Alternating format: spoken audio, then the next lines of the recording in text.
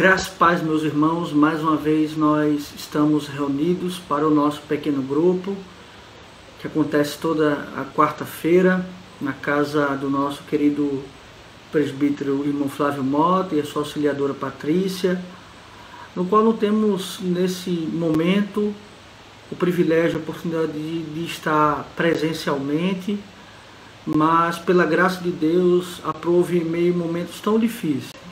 Deus nos dá a tecnologia para podermos achegar até os irmãos com mais um estudo da Palavra do Senhor, e esperamos que esse estudo sirva de bálsamo, de ânimo, de coragem, de esperança e de perseverança, na certeza de que Deus tem o controle de todas as coisas.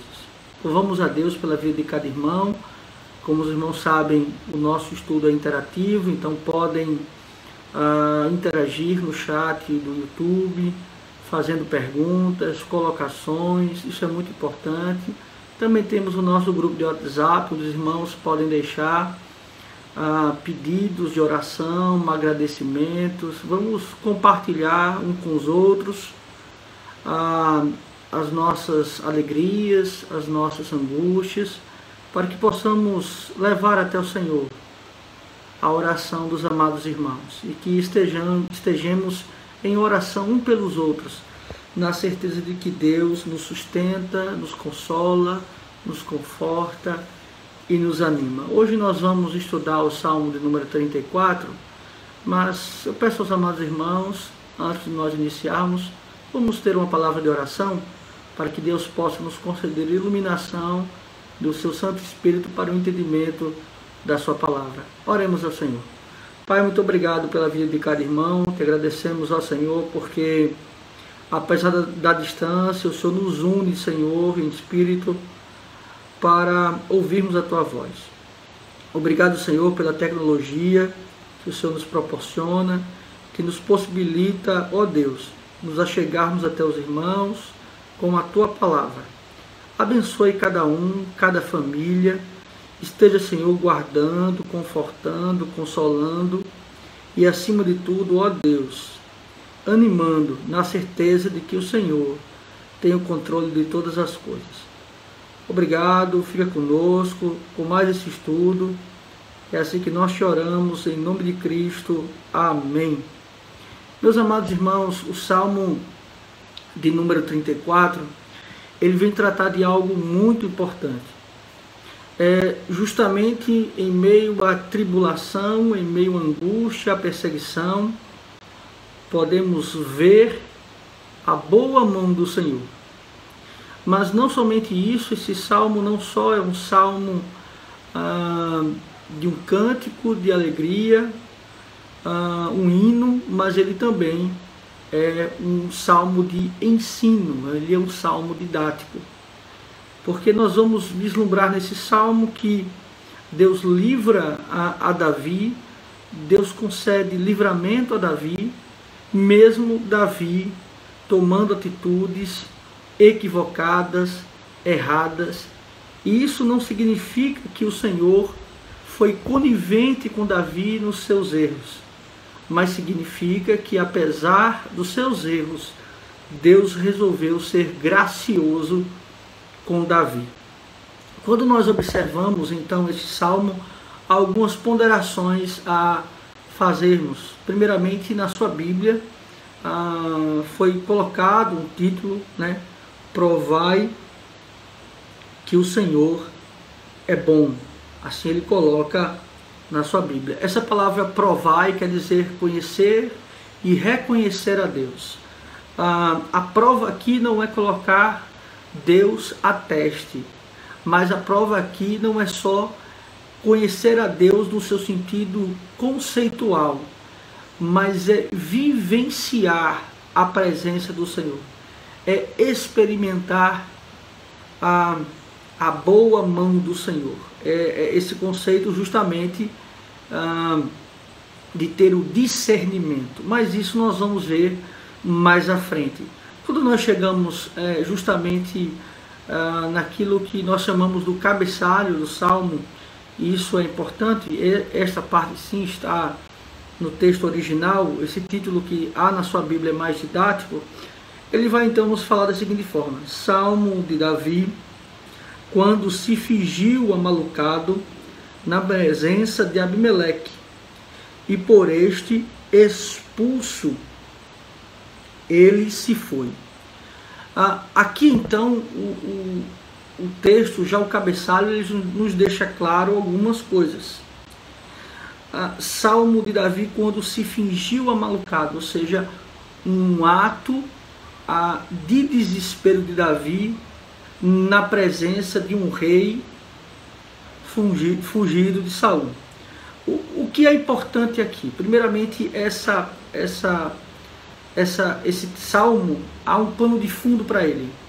E este pano de fundo está, sobretudo, em 1 Samuel, capítulo 21, podendo inclusive ler todo o capítulo 21 e parte do capítulo 22 até o seu verso 5º, onde nós vamos ter primeiramente Davi indo justamente ao sacerdote, ao Maleque, em Nob, para justamente buscar refúgio, mas não somente isso, ele primeiramente está faminto, se concede a ele o pão, justamente os pães da propiciação.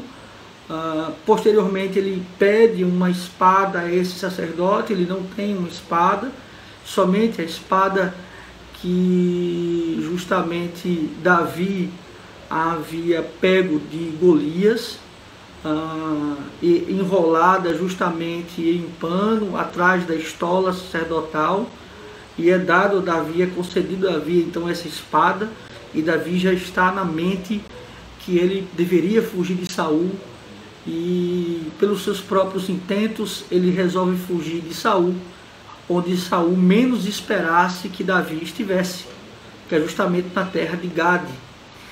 O texto aqui, na verdade, esse cabeçalho, ele coloca aqui Abimeleque. Abimeleque aqui é um título para o rei dos filisteus, de modo que então, aqui não é então o nome deste rei, aqui é um título para ele. O rei provavelmente aqui é o Aquis.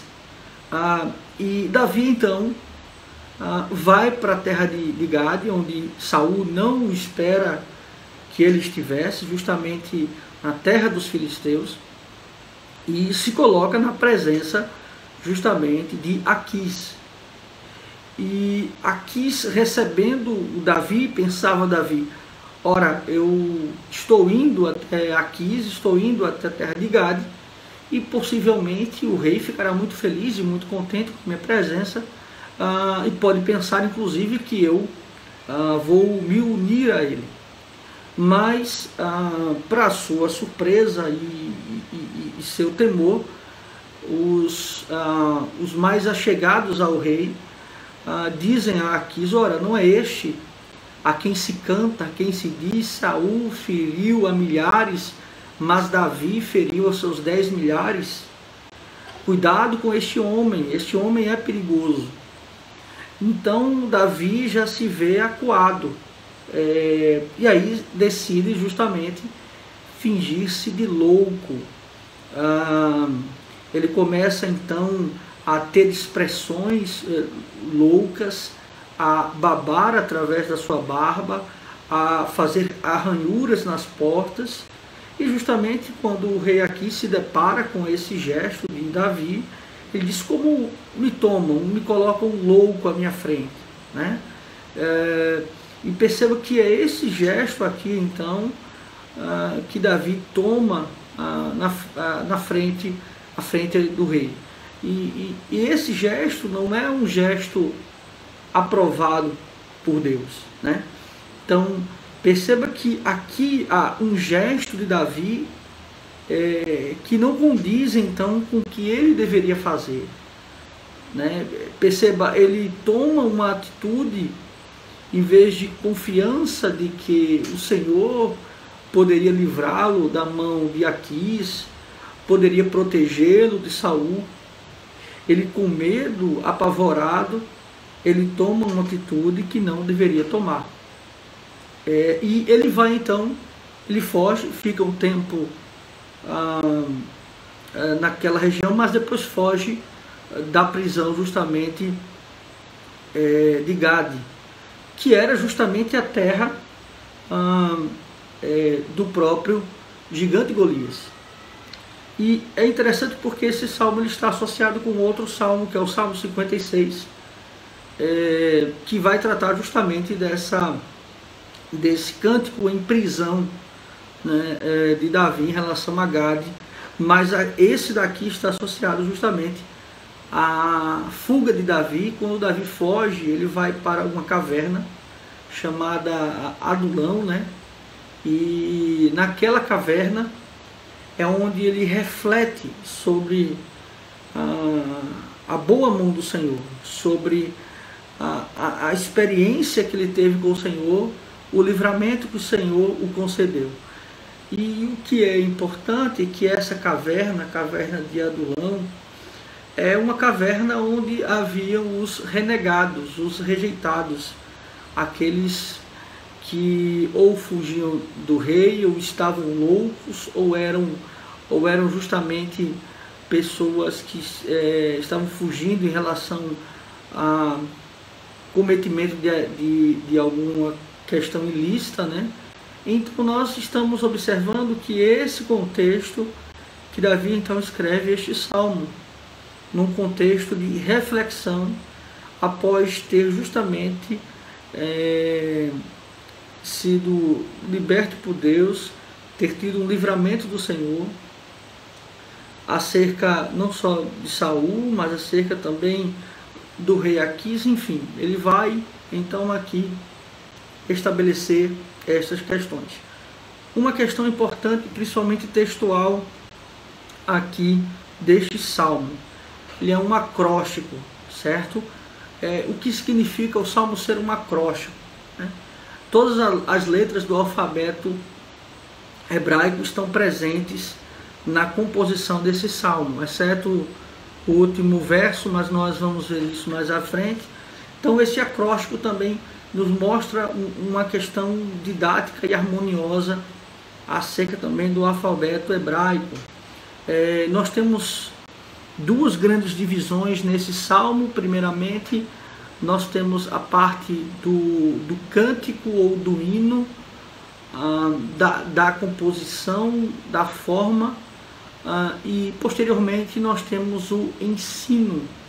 Então nós temos uma parte de gratidão e nós temos uma parte de aprendizado, de ensino.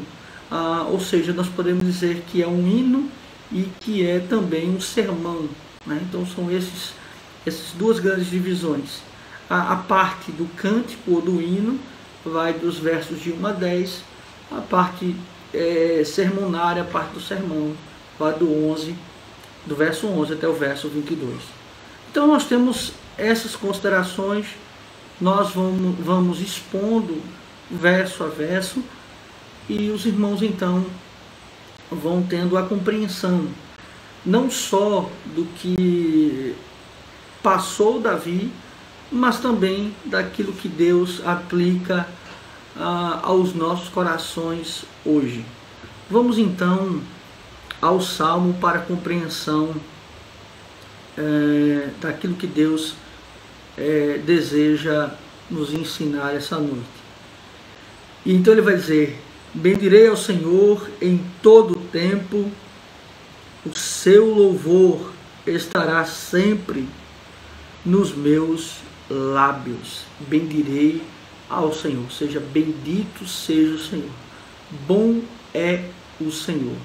Então o primeiro ato de Davi, na sua reflexão, do seu momento de fuga, de angústia, porque veja só, ele saiu de uma situação ruim, ele estava na perseguição em relação a Saul, Saul estava perseguindo, ele vai para uma situação pior, que é estar na terra de Gade, e tentou buscar abrigo ali, não conseguiu, e ele então vai para uma situação pior ainda, que é dentro de uma caverna e todas as situações difíceis. Mas o primeiro ato de Davi, ao parar, pensar, refletir, não é se angustiar, não é se desesperar, não é se entristecer, não é justamente pensar está tudo acabado, está tudo destruído, Saul está na minha perseguição, eu não fui aceito justamente a ficar em Gade como eu pensava, agora eu estou numa caverna convivendo com loucos, convivendo com pessoas deploráveis, pessoas que fogem, inclusive por ter cometido crimes, e eu estou nessa situação. Não, o primeiro ato de Davi é olhar para Deus, é olhar para o Senhor, é dizer o quanto Deus é bendito, ou seja, o quanto Deus é bom, né? E o que ele vai dizer, né? O louvor por aquilo que Deus faz, né? Por aquilo que Deus já fez em sua vida. Então perceba o reconhecimento de Davi. Davi olha para trás e percebe a mão de Deus o conduzindo. Apesar da perseguição, apesar da rejeição, apesar de um lugar obscuro, terrível que ele está, ele justamente vem com esta palavra, que ele vai louvar o Senhor, né? Em todo tempo, que estará em todo tempo sempre o louvor ao Senhor nos seus lábios, ou seja, nos meus lábios, ele fala. A ideia justamente do testemunho, ou seja, de se lembrar o que Deus fez, de olhar para trás e ver a boa mão do Senhor. Então aqui é justamente o reconhecimento da bondade de Deus, a gratidão ao Senhor, o louvor ao Senhor. No verso 2 ele continua, porque essa estrutura justamente de louvor, exaltação ao Senhor é do verso 1 a 3, embora o hino seja todo até o verso 10, mas ele vai dizer justamente no verso de número 2, gloriar-se-á no Senhor a minha alma, os humildes o ouvirão e se alegrarão. Então aqui ele fala justamente gloriar-se no Senhor a minha alma, ou seja, a glória do Senhor. O que é a glória do Senhor? É justamente ele está diante, ele poder vislumbrar os atributos do Senhor, a plenitude do Senhor. Não que ele está vendo o próprio Deus, mas o ser dele, a sua alma, ela pode justamente contemplar estes atributos, os atos do Senhor, e ele ainda vai dizer justamente isso: os humildes o ouvirão e se alegrarão.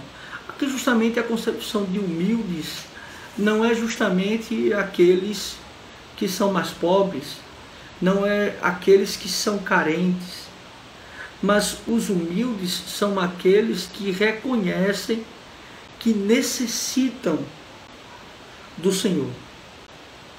É como, por exemplo, nós pensarmos que todos estão doentes, mas na verdade quando nós percebemos que precisamos da cura, ou nós damos valor à cura, é quando nós reconhecemos a nossa doença. Então a humildade justamente é a capacidade de reconhecer que precisamos do Senhor, que somos dependentes do Senhor, que carecemos da sua graça, que carecemos da sua bondade, que carecemos justamente do seu amor. Então perceba que quando ele vai utilizar essa palavra de humildade, ele está tratando justamente disso, ou seja, o próprio Deus se revelando a nós, primeiramente mostrando a nossa situação, e nós reconhecemos a nossa situação diante do Senhor, e aí justamente o ouvirão. Veja a capacidade justamente de ouvir ao Senhor, ou seja, de se inclinar para o Senhor, de estar atento à sua voz. É porque a minha condição está me dispondo justamente a ser dependente de Deus e se alegrarão. O que é importante é que ele está diante desse salmo tendo uma reflexão pessoal, mas ao mesmo tempo ele eleva esse cântico, esse hino, essa exaltação a uma experiência coletiva. Então ele coloca então algo no futuro, vislumbrando também que pessoas reconhecerão o seu estado, reconhecerão que precisam de Deus, que são dependentes de Deus, ouvirão a voz do Senhor e se alegrarão, se regozijarão, né? E essa alegria também é tido como a bem-aventurança, a felicidade, a alegria. No verso 3, ele vai justamente dizer: engrandecei o Senhor comigo, e todos a uma lhe exaltemos o nome. Aqui justamente ele convoca o povo justamente a engrandecer o nome do Senhor. Claro que não é tornar o nome do Senhor grande, porque o Senhor não precisa do nosso reconhecimento para ser grande. Ele é grande. Mas que todas as nações, que todos os povos possam ser testemunhas de nossa declaração que o Senhor é grande, que o Senhor é majestoso, que o Senhor é sublime, que o Senhor é perfeito. E aqui justamente é uma convocação de Davi a uma assembleia, a um culto. Então, percebam uma coisa: ele está em uma caverna, ele não está diante do povo, mas ele está compondo um salmo, um cântico, um hino, na certeza de que o povo, quando estiver reunido, cantará e exaltará o nome do Senhor. Então percebam a convicção, a esperança que o salmista tem em relação justamente ao livramento de Deus, a certeza de que todos louvarão e cantarão ao Senhor.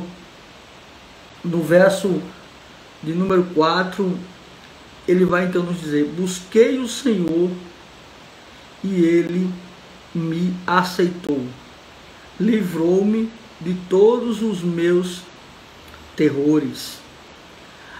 Este buscar ao Senhor justamente, veja só, não é uma ideia de que foi uma questão meritória.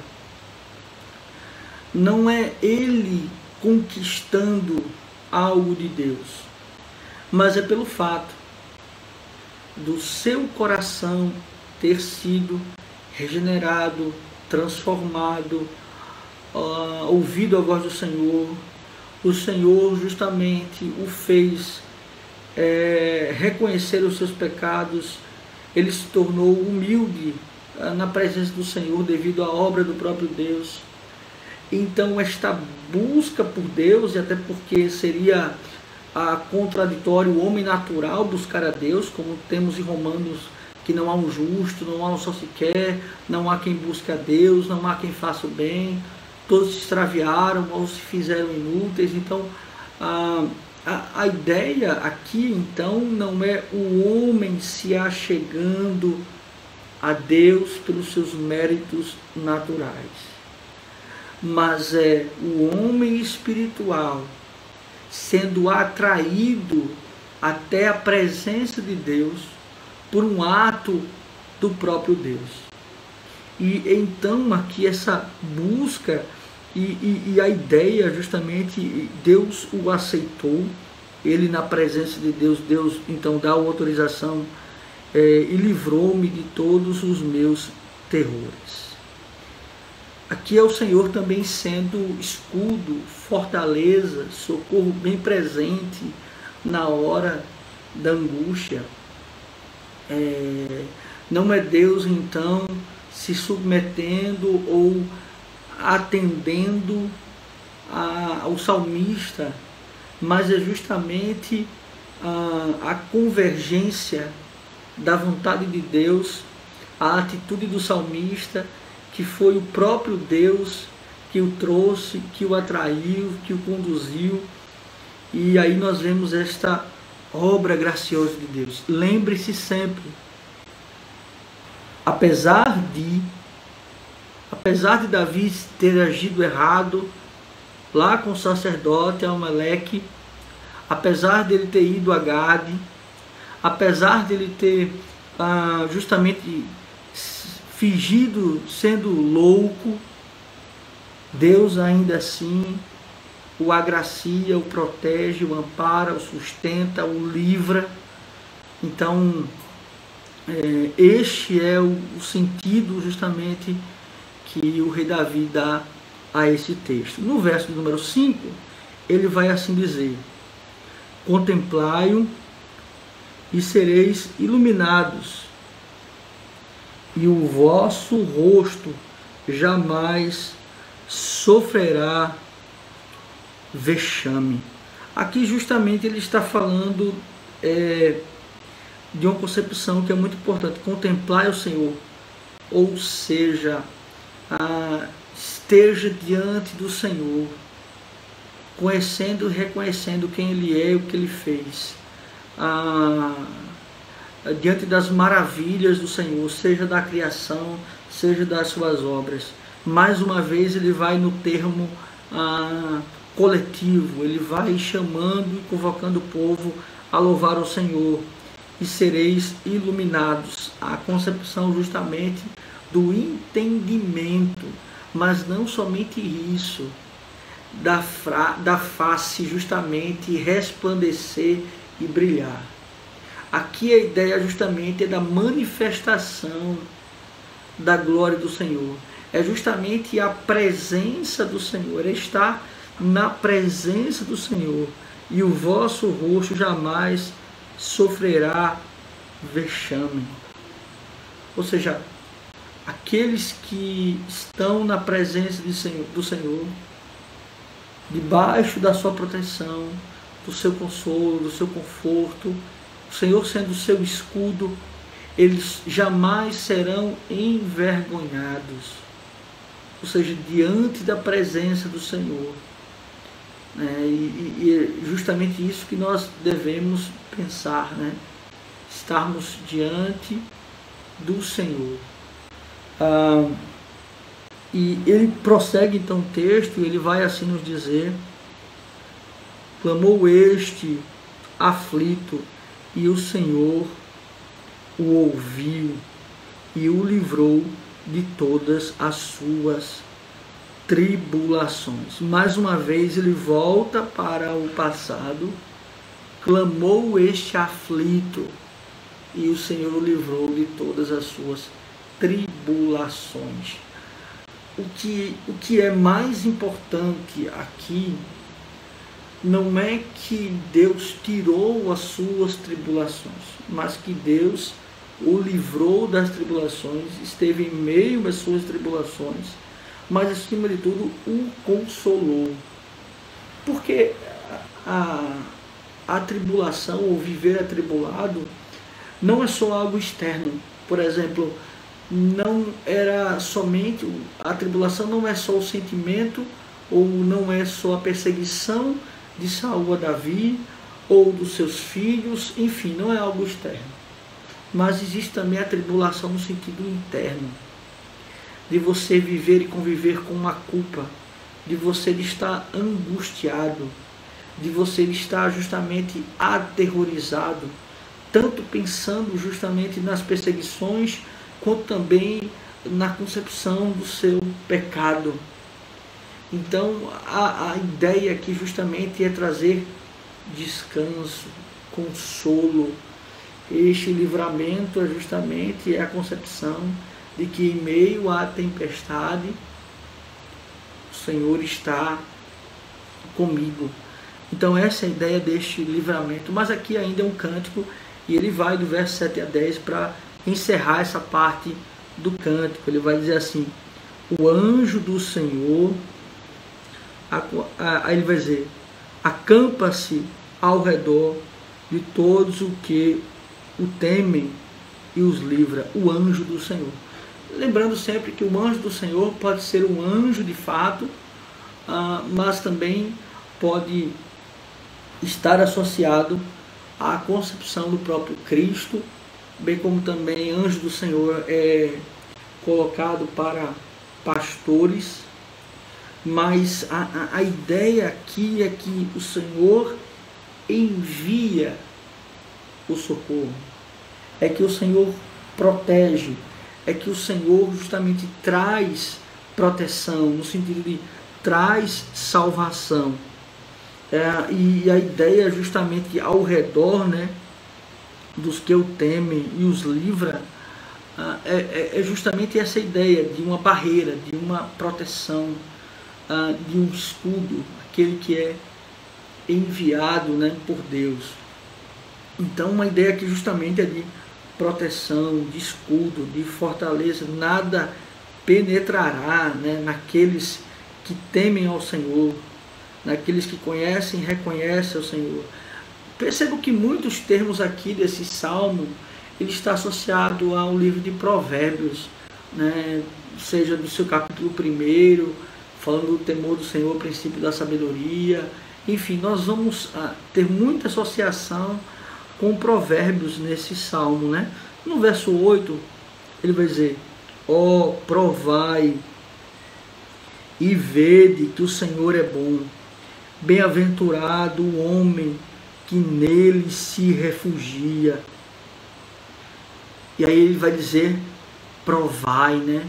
Ele vai usar duas palavras no verso 8 e no verso 9 que são importantes: provai e temei, né?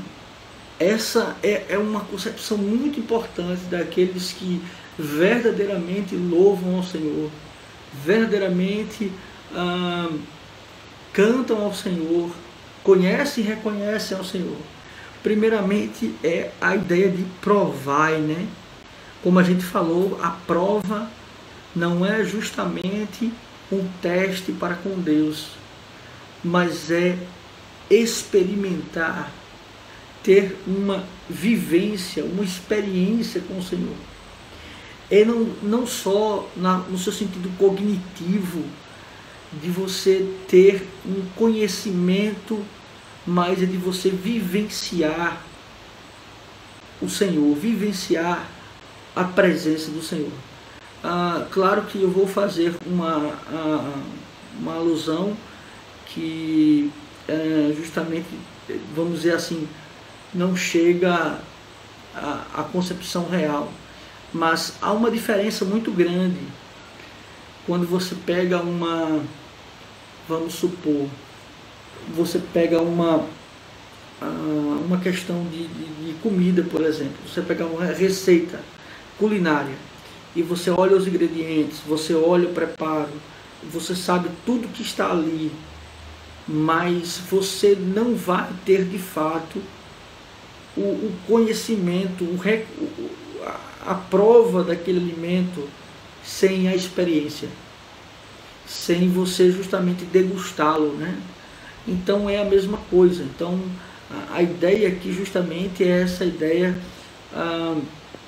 de você não só conhecer, ouvir falar acerca dos atributos de Deus, não, mas é você vivenciar a presença de Deus, é você testificar da grandeza de Deus, no seu sentido também individual, de vida. Então isso é extremamente importante. No verso de número 9, ele vai usar o outro termo que nós comentamos: temei o Senhor, vós, os seus santos, pois nada falta aos que o temem. A ideia de temor, a ideia de temer a Deus, de ter ao discernimento, a plena consciência de quem Deus é. do seu poder, da sua glória, da sua majestade, é justamente obedecê-lo, é ter o conhecimento do seu poder. Não basta só você, por exemplo, vivenciar uma experiência com Deus, é preciso também demonstrar isso através das suas ações, ou seja, em obediência, em observação da palavra, em santidade, que nós então, e ele vai usar a expressão, né, temei ao Senhor vós os seus santos, pois nada falta aos que o temem, ou seja, Deus tem os seus, aos santos, aos separados. Ao mesmo tempo que há uma responsabilidade, como se o salmista estivesse dando então umas condições, nós sabemos que essas condições elas só são possíveis porque Deus é que nos dá essas condições. Por exemplo, a concepção de provar a Deus, o prová-lo, ou ter a questão justamente cognitiva, não só, mas também essa experiência com Deus. Isso é fruto do Espírito Santo de Deus. A concepção de obediência à palavra do Senhor, isso é fruto também do Senhor, porque nós, como seres humanos, naturais, carnais, nós não desejamos a Deus, nós não queremos obedecer a Deus. Então, esse aspecto também é obra do Senhor, e graças a Deus por isso. Mas então nós tivemos essa parte acerca do louvor, ou do hino, do cântico. Mas agora ele vai para a parte do sermão, ou seja, o aprendizado de tudo isso. Ele vai ampliar, sobretudo, esses dois conceitos, de prova e de temor a Deus, né? Essas são as duas concepções que ele vai trazer.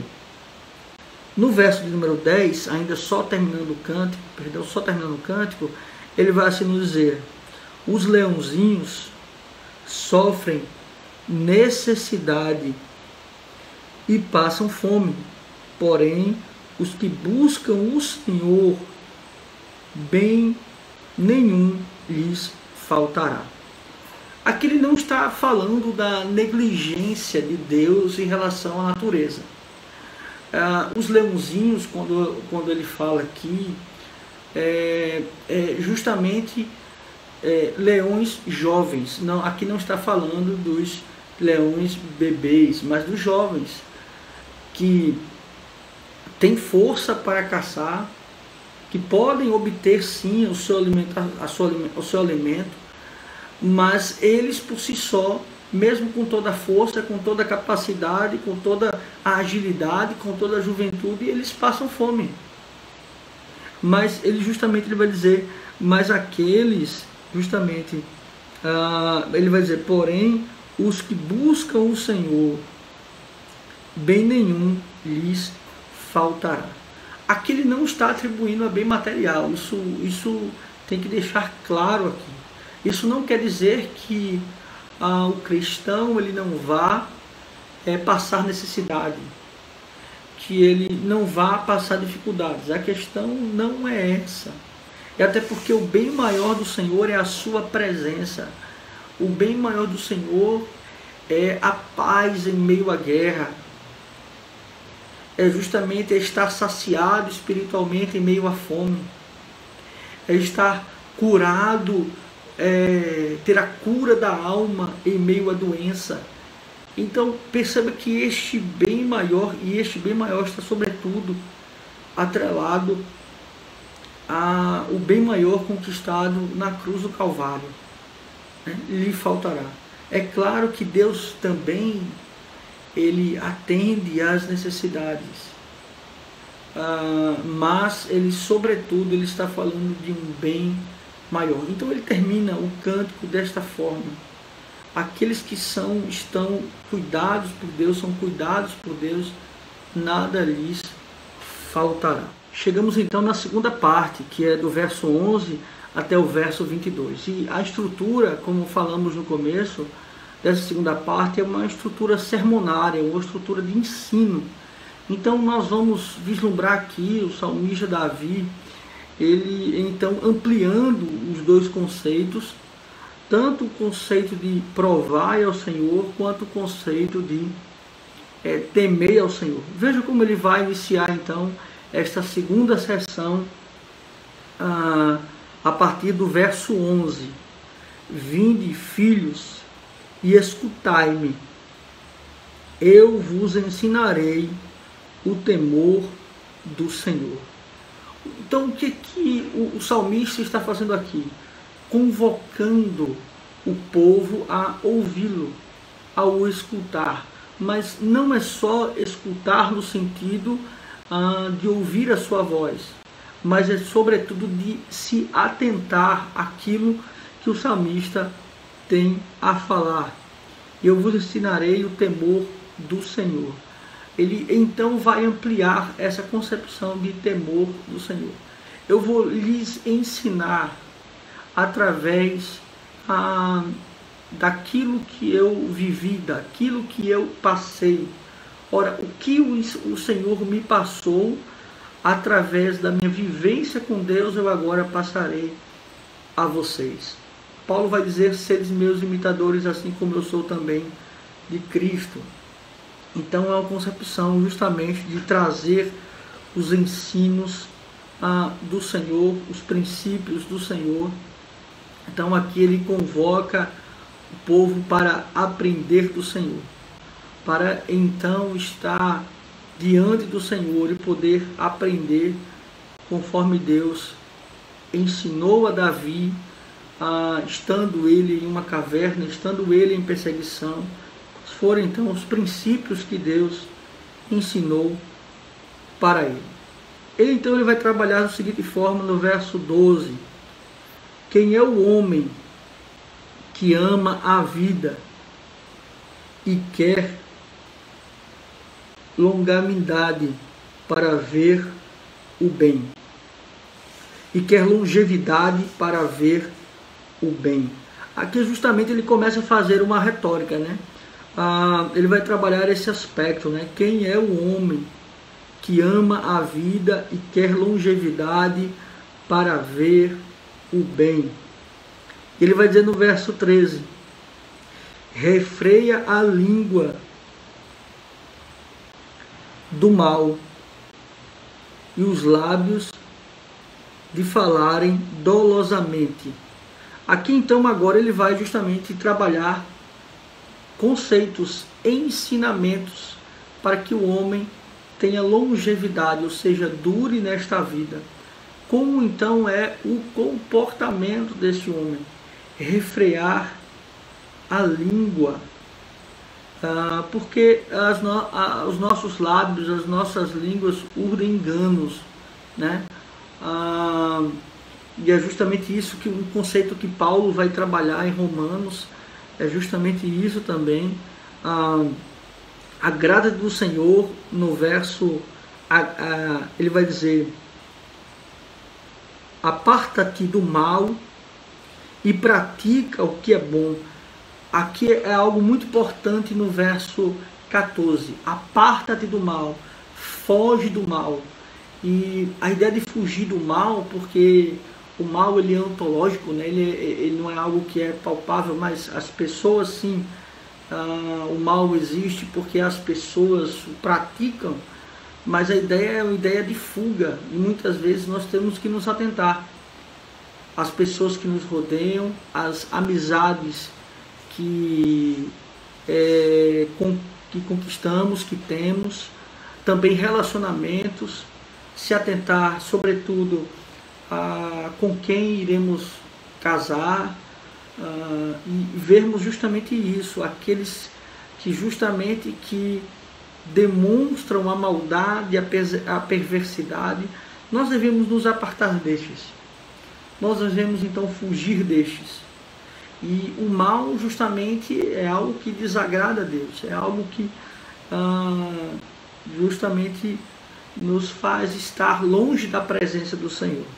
Aparte do mal e pratica o que é bom. Qual é a ideia do texto aqui? Não é só você não fazer o mal. A ideia não é só você cruzar os braços e dizer: eu não adultero, eu não roubo.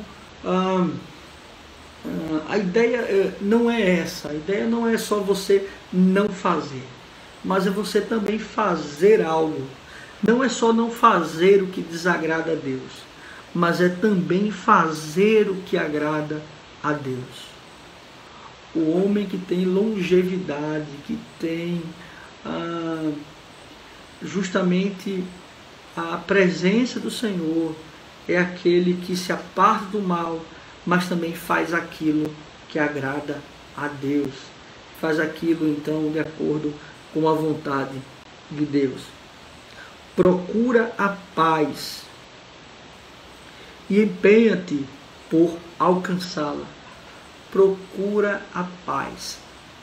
Aqui, percebam, meus irmãos, aqui não é o salmista nos falando justamente para sermos coniventes com pecados de pessoas e sermos aquela pessoa que aceitamos tudo. A ideia da pacificação, a ideia de promover ou procurar a paz, é justamente a ideia da proclamação do nome do Senhor, proclamação do Evangelho.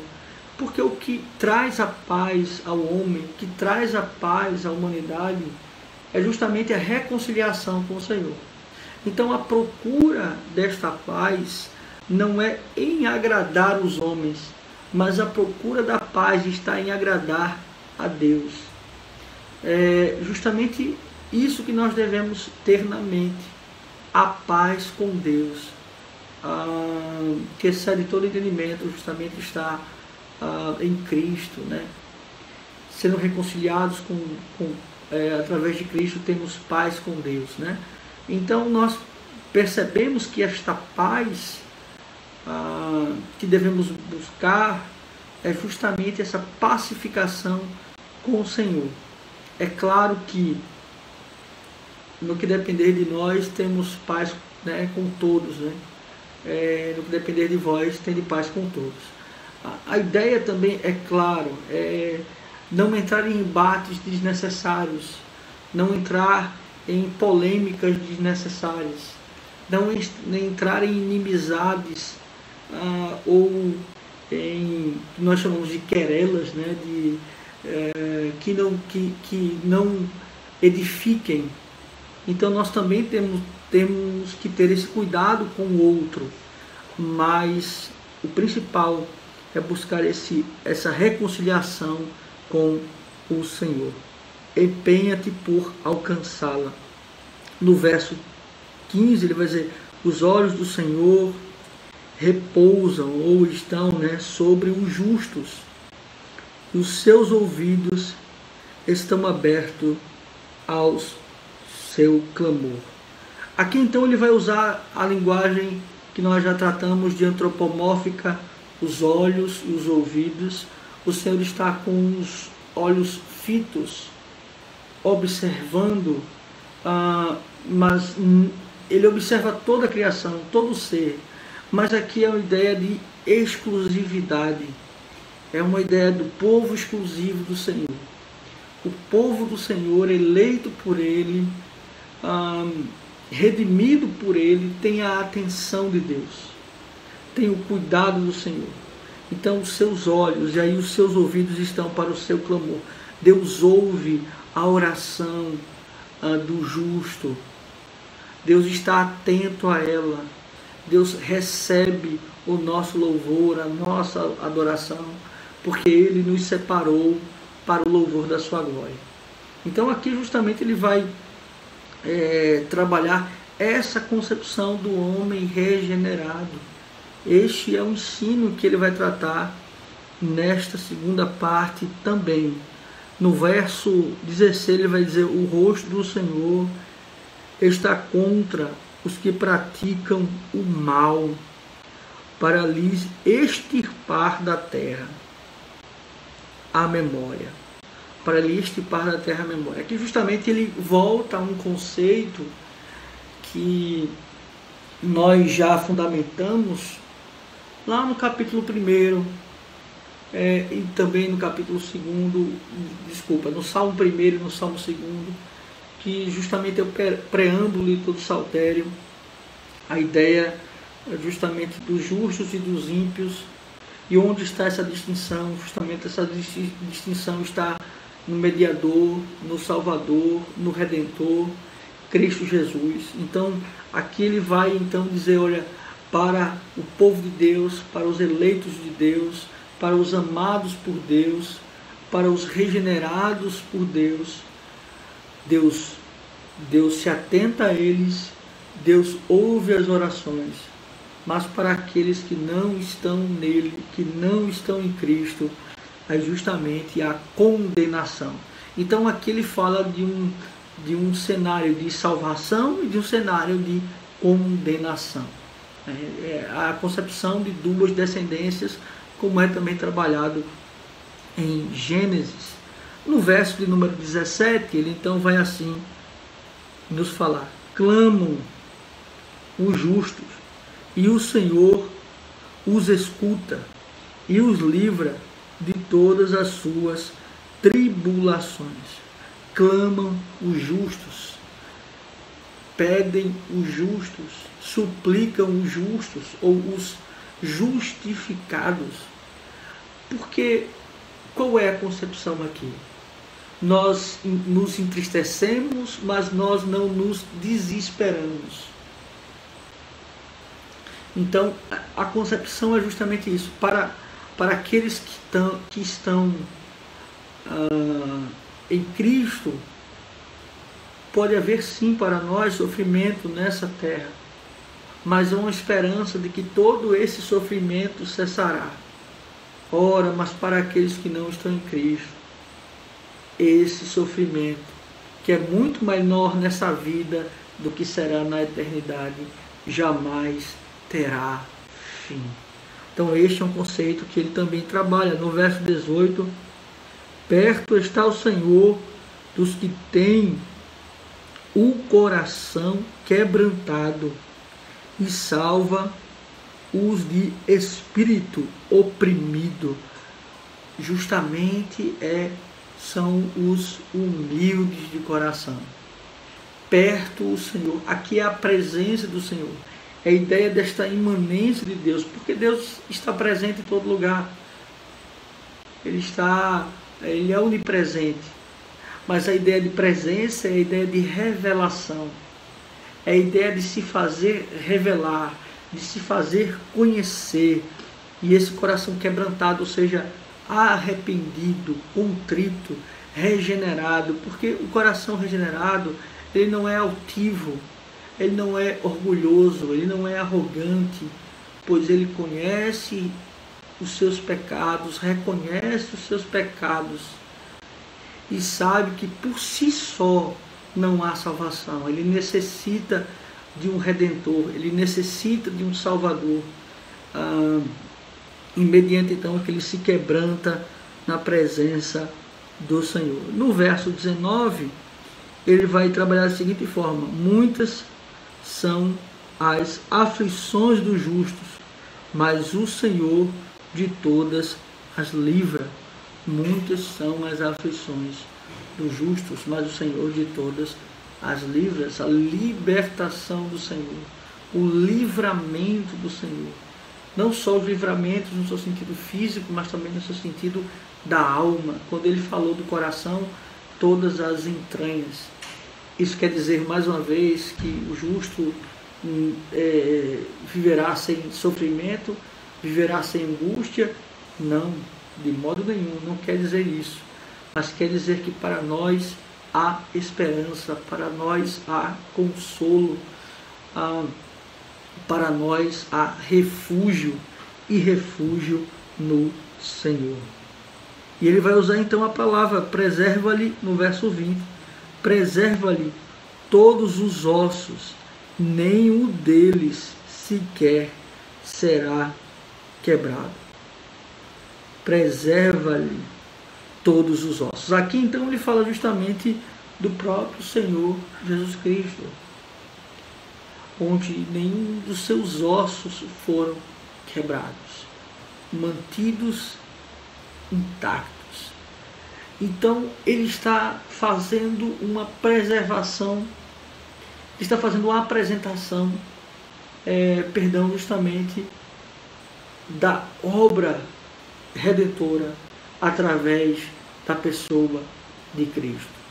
Porque o justo encontra refúgio, porque o justo encontra consolo, porque o justo é perdoado, porque o justo é justificado, ora, por aquele que nenhum dos seus ossos será quebrado.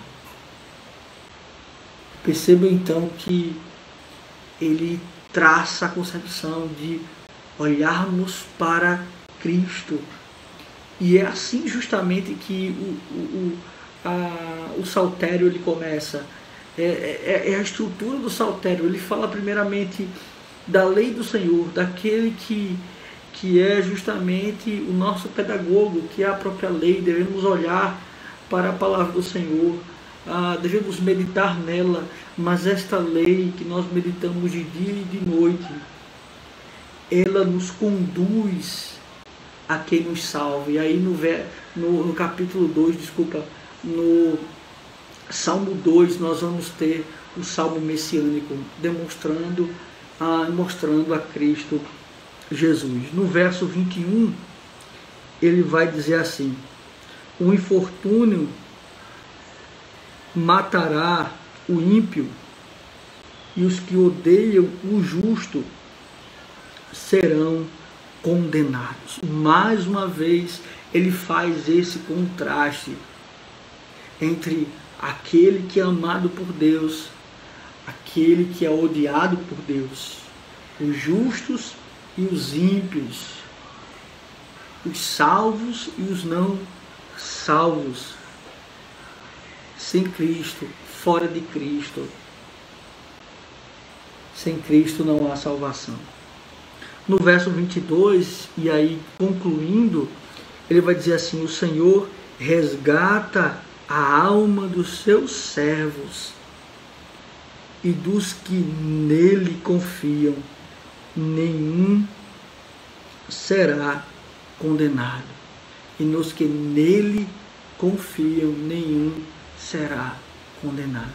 Ele termina o Salmo, este ensino, dizendo: olha, existe um caminho somente para a salvação. E para aqueles que estão neste caminho, que é o próprio Cristo Jesus, nenhum será condenado. Ele começou justamente falando desta exaltação, desta alegria. E aqui, nesses versos de 11 a 22, ele ensina justamente, ele justifica esta alegria, falando sobretudo, não da salvação das mãos de Saul, não de ser justamente salvo das mãos do rei Aquis, não de ser liberto da caverna aonde ele estava, mas justamente de ser liberto da condenação eterna, de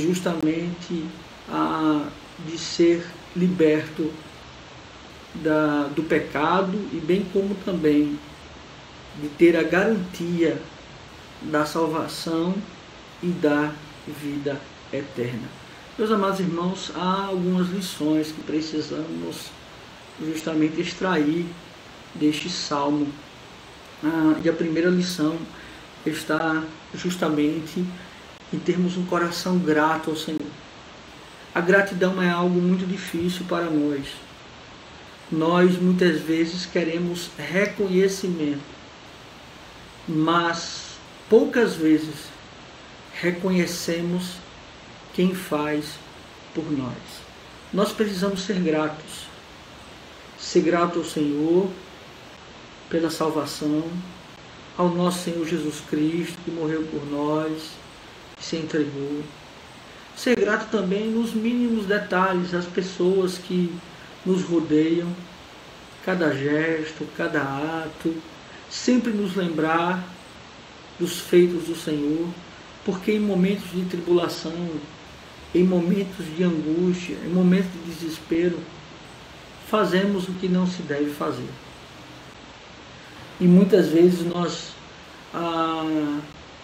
falamos palavras contra Deus, nós questionamos a Deus, e nós não devemos fazer isso, porque a angústia, o desespero, ela muitas vezes nos causa amnésia e nos faz esquecer de tudo aquilo que Deus já nos deu. E só olhamos para os problemas, para o que nos falta, e não reconhecemos o que já conquistamos.